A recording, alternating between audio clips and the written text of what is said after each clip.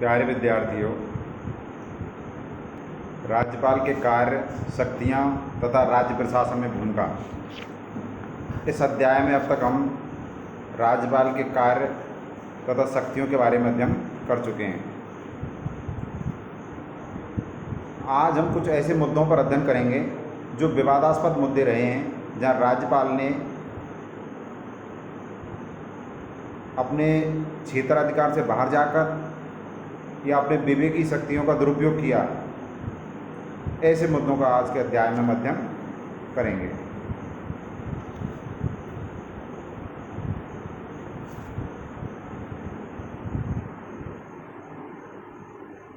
उससे भी पहले राज्यपाल सचिवालय के बारे में थोड़ा परिचय प्राप्त कर लेते हैं। राजस्थान में राज्यपाल को प्रशासनिक सहायता प्रदान करने के लिए राजभवन में एक राज्यपाल सचिवालय कार्यरत है। राजभवन अर्थात राज्यपाल का आवास और राज्यपाल का कार्यालय, इसमें दोनों स्थित होते हैं। उसी में राज्यपाल का एक सचिवालय होता है, जहाँ राज्यपाल और उसका सचिव और राज्यपाल का स्टाफ कार्य करता है। राजस्थान के राज्यपाल सचिवालय का प्रमुख राज्यपाल का सचिव होता है, जो भारतीय प्रशासनिक सेवा का वरिष्ठ अधिकारी होता है। अर्थात राज्यपाल सचिवालय का मुखिया, प्रशासनिक मुखिया राज्यपाल का सचिव होता है, और यह सचिव भारतीय प्रशासनिक सेवा का एक वरिष्ठ अधिकारी होता है। सचिव की सहायता के लिए एक उप सचिव होता है, जो राजस्थान प्रशासनिक सेवा का अधिकारी होता है। एक लेखा अधिकारी राजभवन में वित्तीय प्रशासन तथा लेखों का कार्य देखता है। राजभवन में इन अधिकारियों के अतिरिक्त 2 परिसहायक, 1 नियंत्रक, 4 अनुभाग अधिकारियों सहित लगभग 175 अधिकारियों एवं कर्मचारियों का कार्मिक संगठन कार्य करता है। राजभवन के पुस्तकालय का प्रबंधन पुस्तकालय अध्यक्ष द्वारा किया जाता है। अर्थात राजभवन में जो पुस्तकालय होता है, जहाँ विभिन्न प्रकार के दस्तावेज रखे रहते हैं, उसका प्रबंधन एक पुस्तकालय अध्यक्ष करता है। राजस्थान के राजभवन में प्रतिदिन ढेरों पत्र एवं पत्रावलियां आती हैं।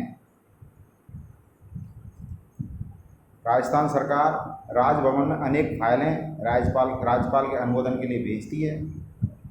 राजभवन के सचिवालय के अधिकारियों की टिप्पणी इन फाइलों और पत्रावलियों पर की जाती है, और उसके बाद उन्हें राज्यपाल को प्रस्तुत किया जाता है। राज्यपाल द्वारा इन फाइलों का अनुमोदन किया जाता है। राज्यपाल अपना निर्णय देते समय आवश्यक कानूनी राय भी लेते हैं। राजस्थान में परंपरा अनुसार राज्यपाल ग्रीष्मकाल में माउंट आबू में कुछ समय बिताते हैं। अर्थात राजभवन में प्रतिदिन ढेरों पत्र एवं पत्रावलियां आती हैं। कहाँ से आती हैं? सरकार से। जो सरकार की कार्यकारी शाखा है, मुख्यमंत्री और उसका मंत्रिमंडल और विभिन्न विभागों द्वारा जो प्रस्ताव वो राज्यपाल के यहाँ भेजे जाते हैं। राज्यपाल के सचिवालय में वो पत्रावलियाँ पावती में जाती हैं, फिर उन पर अधिकारियों द्वारा टिप्पणी की जाती है, उन पर राज्यपाल द्वारा कानूनी राय भी ली जाती है। तदनुपरांत राज्यपाल उन पर अपने राय देते हैं या उनको अनुमोदित करते हैं। इसमें अंत में एक पंक्ति है, राजस्थान में परंपरानुसार राज्यपाल ग्रीष्मकाल में माउंट आबू में कुछ समय बिताते हैं। ये एक परंपरा चली आ रही है अंग्रेजों के समय से, कि यहाँ का राज्यपाल, जब राज्यपाल नहीं हुआ करता था, उससे पहले जो अधिकारी हुआ करते थे, वो ग्रीष्मकाल में माउंट आबू में प्रवास पर जाते थे, और गर्मियों के बाद वो वापस लौट आते थे।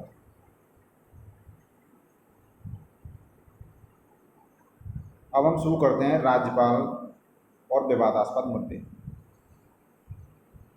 राज्यपाल का पद सदैव विवादास्पद स्थिति में रहा है। वैसे जब से संविधान का निर्माण हुआ है, तब से ही राज्यपाल का पद विवाद का विषय रहा है। राज्यपाल का पद विवादास्पद होने के पीछे मुख्य कारण यह है कि यह पद संघीय शासन प्रणाली के अनुरूप नहीं है। संघीय शासन प्रणाली, जिसे अमेरिका में संघीय शासन प्रणाली है,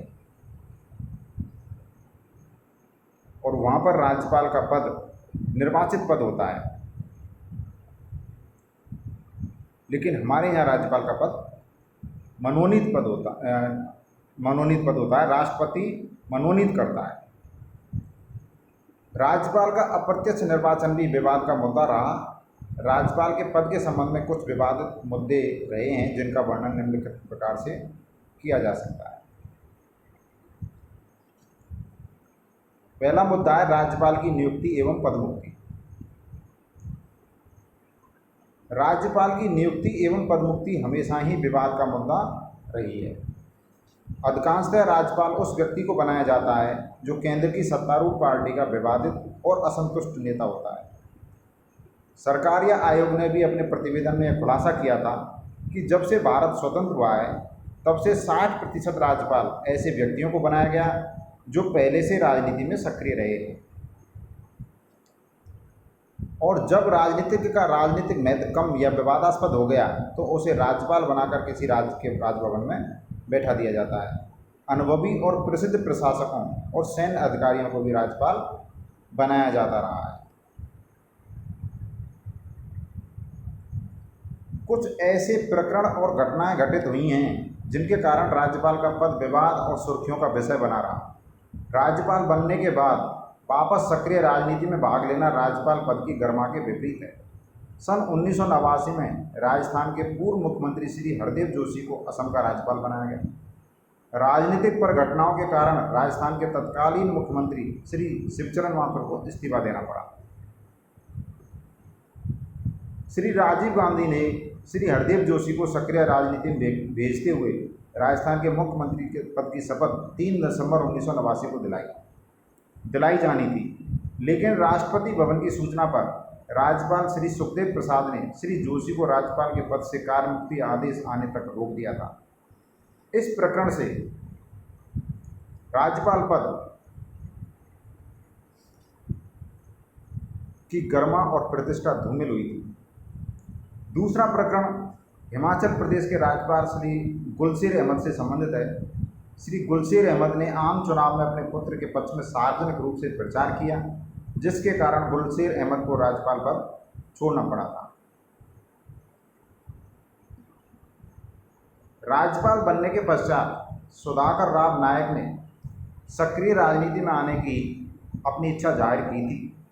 राज्यपाल पद धारण करने के बाद श्री सुरजीत सिंह बरनाला, श्री मोतीलाल वोरा ने सक्रिय राजनीति में आकर सांसद के रूप में राजनीति की। महाराष्ट्र के राज्यपाल श्री पीसी अलेक्जेंडर ने राज्यपाल पद से त्यागपत्र देकर निर्दलीय के तौर पर राज्यसभा का चुनाव लड़ा। राजस्थान के राज्यपाल श्री मदन लाल खुराना राज्यपाल का पद बीच में छोड़कर सक्रिय राजनीति में वापस लौट गए। ये कुछ ऐसे प्रकरण हैं जिनके कारण राज्यपाल का पद एक विवादास्पद विषय बन गया है। भारत के संविधान में राज्यपाल की नियुक्ति का तो प्रावधान है, लेकिन उसे पद से हटाने के ऐसे कोई प्रावधान नहीं जिनके आधार पर राज्यपाल को पद से हटाया जा सके। जिस प्रकार से राष्ट्रपति को महाभियोग लगाकर पद से हटाया जा सकता है, इस प्रकार की व्यवस्था संविधान में राज्यपाल को पद से हटाने की नहीं है। राज्यपाल की पद विमुक्ति 3 स्थितियों में हो सकती है। या तो राज्यपाल स्वयं अपने पद से त्यागपत्र दे, या उसका 5 वर्ष का कार्यकाल पूरा हो जाए, या राष्ट्रपति उसे वापस बुला लें, तो राज्यपाल का पद खाली हो सकता है। राज्यपाल को अपदस्थ करना राजनीतिक दांवपेचों का खेल हो गया है। किसी राजनीतिक सत्तारूढ़ दल की सरकार के द्वारा नियुक्त राज्यपालों को नवनिर्वाचित दूसरे या विपक्षी राजनीतिक दल की सरकार सत्तारूढ़ होने पर राजनीतिक दुर्भावनावश पहली सरकार द्वारा किसी कारणवश राष्ट्रपति द्वारा हटवा दिया जाता है।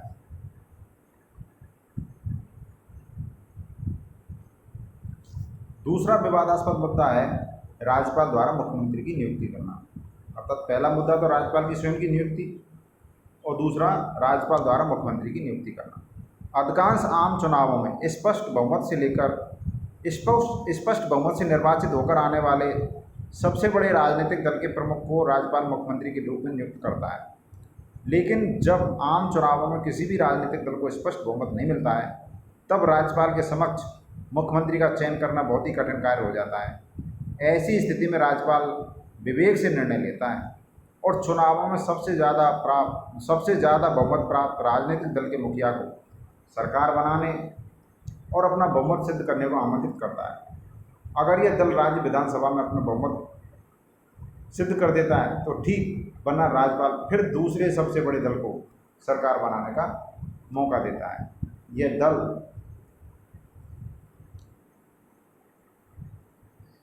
भी सरकार बनाने में यदि असफल होता है तो राज्यपाल अपने विवेक से किसी भी दल को सरकार बनाने का अवसर दे सकता है।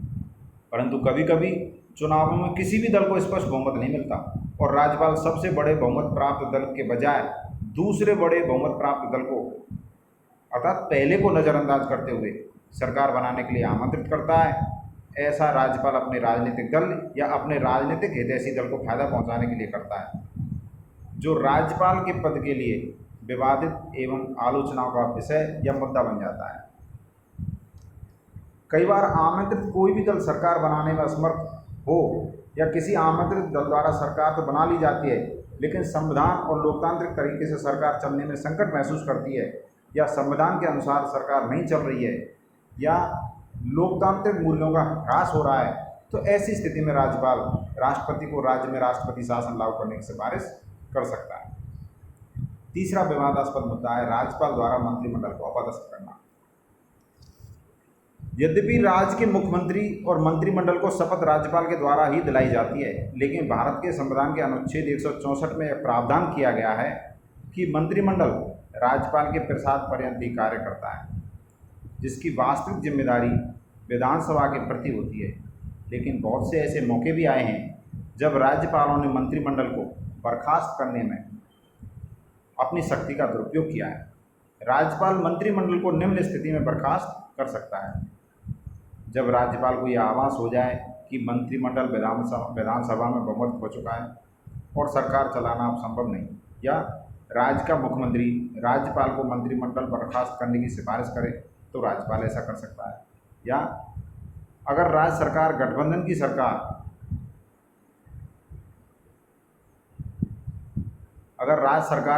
की सरकार है और किसी दल ने सरकार से अपना समर्थन वापस ले लिया है, जिससे सरकार अल्पमत में आ गई है, या सत्तारूढ़ सरकार सत्ता में रहते हुए दल बदल करते हुए मुख्य राजनीतिक दल अल्पमत में आ जाए और उसके सहयोगी गठबंधन दल संवैधानिक मर्यादाओं का उल्लंघन करें, तो राज्यपाल उस मंत्रिमंडल को बर्खास्त कर सकता है।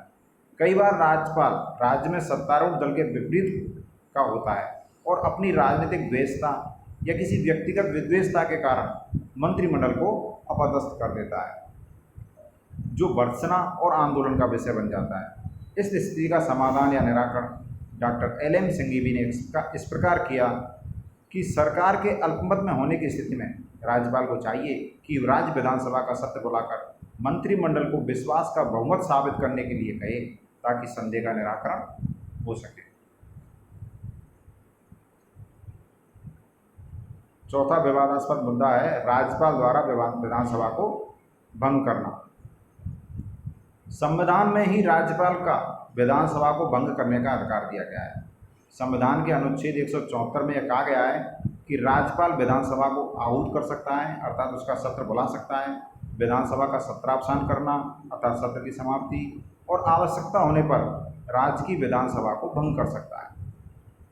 सामान्यतः राज्यपाल राज्य के मुख्यमंत्री के परामर्श पर ही विधानसभा को भंग करता है। अब प्रश्न यह है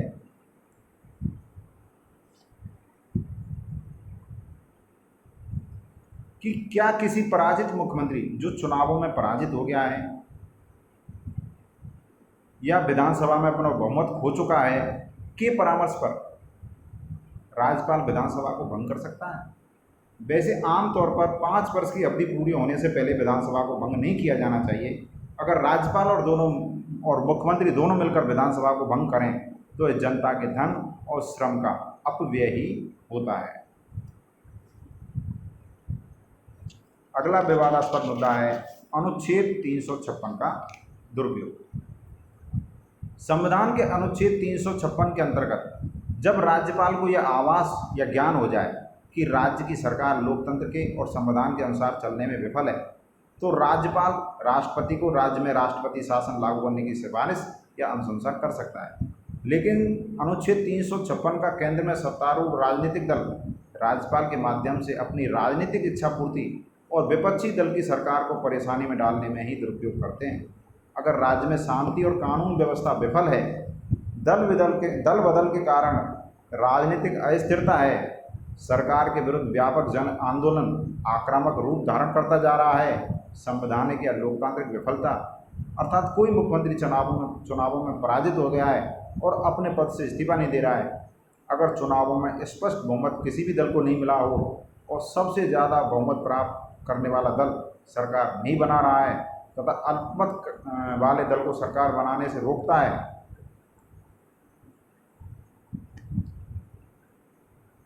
किसी भी प्रकार की गठबंधन या समृद्ध सरकार नहीं बन पा रही है और राज्य में आतंकवादी तथा अलगाववादी अव्यवस्था फैल रही है, तो राज्य में अनुच्छेद 356 के तहत राष्ट्रपति शासन लागू किया जाना उचित व जनहितकारी होता है। लेकिन केंद्र सरकार में सत्तारूढ़ सरकार का राजनीतिक दल अपनी राजनीतिक द्वेष की भावना के कारण राज्य में ज़्यादातर राष्ट्रपति शासन लगाता रहा है। संविधान निर्माण के समय डॉक्टर भीमराव अम्बेडकर ने कहा था कि अनुच्छेद 356 मृत प्राय रहेगा, अर्थात इसका ज़्यादा उपयोग नहीं किया जाएगा और शायद ही कभी इसे प्रयोग में लाया जा सकेगा। लेकिन ये एक भ्रम मात्र ही था कि अनुच्छेद 356 का प्रयोग नहीं किया जा सकेगा। भारत में स्वतंत्रता के बाद से अब तक अनुच्छेद 356 का लगभग 115 बार या उससे अधिक बार उपयोग या दुरुपयोग किया जा चुका है। आज के अध्याय में इतना ही। धन्यवाद।